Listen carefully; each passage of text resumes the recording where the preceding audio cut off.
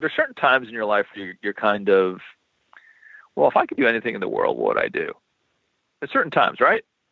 Mhm. And sometimes it's when you're 18, sometimes it's when you're 21.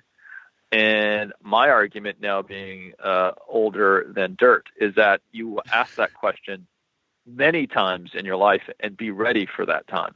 Like have the muscle sets ideologically, have the muscle sets emotionally, have the muscle sets personally, like who all of those in place so that when you hit those like amazing times, because many of us will instead see it as a negative time, but when those life/career intersections open up, those are really just sweet spots because you get to redefine, you get to dream, right? You get to rethink what is. And so when we sold the company and then we knew we had to stay back a year after we sold it, which is typical, we stayed back the year. But during that time was that sort of, I'm going to just dream here for a little bit. What would I do if I want?